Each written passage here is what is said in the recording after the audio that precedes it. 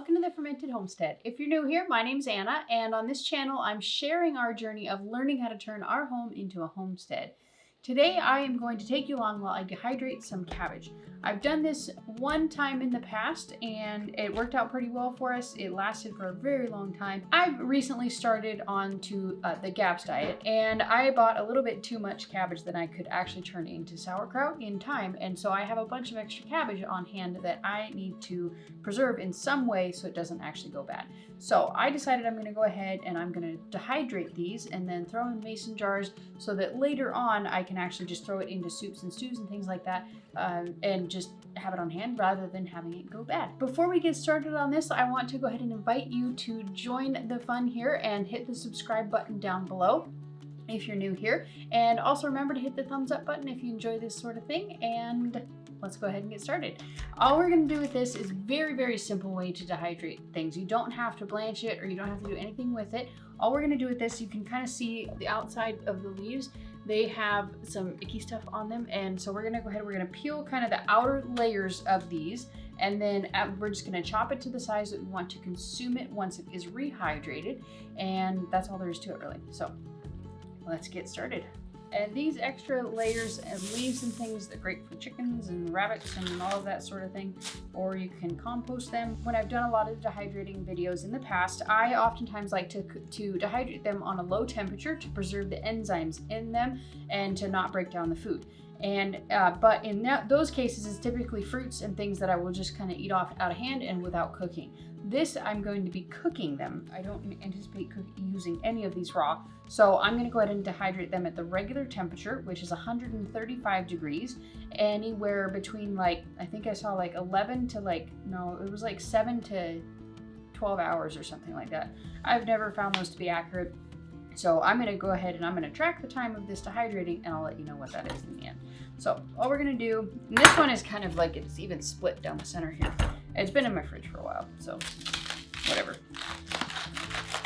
Okay, so we basically the only real prep that you have to do with this is cutting it up, and you want to make sure you're removing the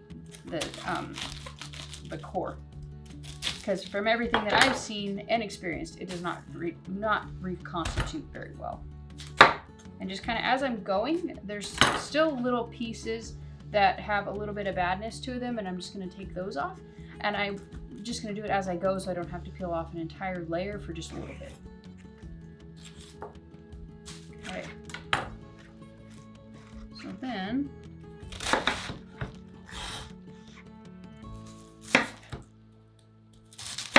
and there's several ways that you can do this part of it. I've seen people like just cut like rounds, and just put them in there. I thought about doing that, but I decided against it. So I'm just going to kind of do it like this. I'm going to try and keep it as best as I can in one piece, but actually no, I don't think I'm going to. I'm just going to cut it.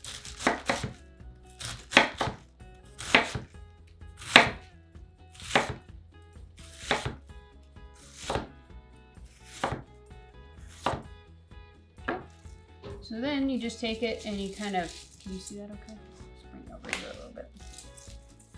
So I've seen people have said that it matters if you kind of double it up and you want to keep it as, you know, as single layered as possible. That's probably true, but I'm not going to do that. I've found it to be true in the past.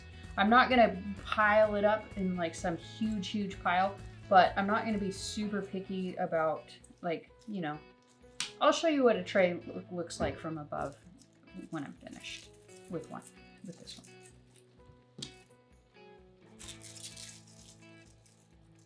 But you definitely want to try and kind of peel them apart. If you're not going to dehydrate them in like the discs, make sure you break them apart. It'll just help in the long run. It won't take as long to dehydrate, and you'll just get a better product in the end.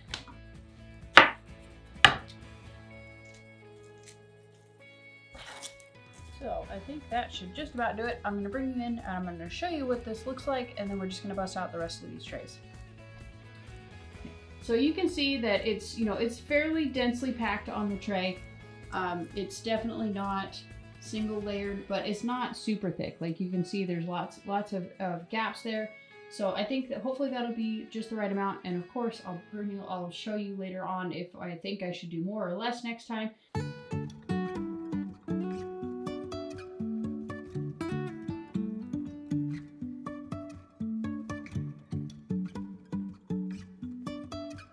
So we got all the trays loaded up. I have one more cabbage here that we're gonna do a separate time because I only have one tray left and I'd rather leave the cabbage whole.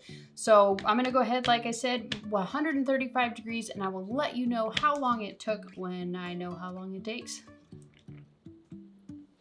All right, so we are back. It is the next day. This stuff took about a little less than 12 hours. I put it in for an extra hour because there was one little piece in here that was just a big thick piece that wasn't quite dehydrated, so I added an extra hour to it. I still didn't get it, so I just took it out. All the little pieces, it probably honestly took less time. It probably took less than 12 hours to actually dehydrate this stuff, but I went ahead and tried it just to see, and it's not needed. For this one, 135 for less than 12 hours. Next time I'll probably check it at like 8 just to make sure. So we're just gonna go ahead and take all of these out of the sheets here and into this big bowl. You can use whatever bowl you want to use. I do recommend using a big bowl because it can get pretty messy with dehydrated stuff if you don't have a big bowl to dump it in.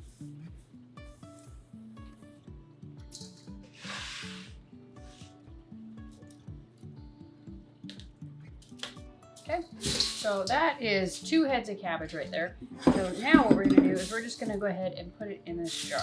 And I'm hoping that it'll all fit in this one jar. Most of the videos that I had seen said that 1 head fit in a quart-sized jar, so hopefully it'll work.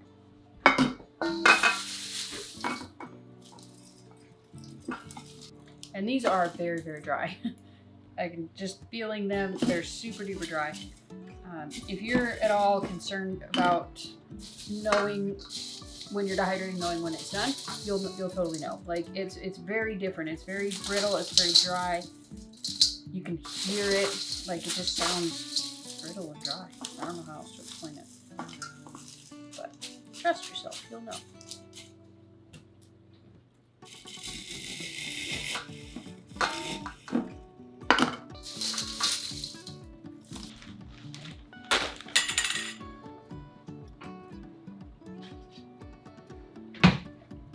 So the last thing that we're going to do with this in order to preserve it for a bit of a longer term is going to be adding in these dry packs. These are just little silica gel packs, and I just put a couple of them in there and close it down. If you have one of those mason top like sealing attachments for the vacuum sealer, go ahead and feel free to use that here. I haven't, I just don't really bother to use it a whole lot. Maybe I should. But I don't anticipate this will last too terribly long on the shelf because as soon as I'm actually able to eat this, I will probably be going through it pretty quickly because I really enjoy cabbage. I love it. So that's all there is to dehydrating cabbage. From start to finish, it's probably one of the easier things to do, right up there with fruit. It's something that you don't have to actually like blanch it. You don't have to pre-cook it at all. You can literally just, as you saw, cut it and put it on the dehydrator and let it go.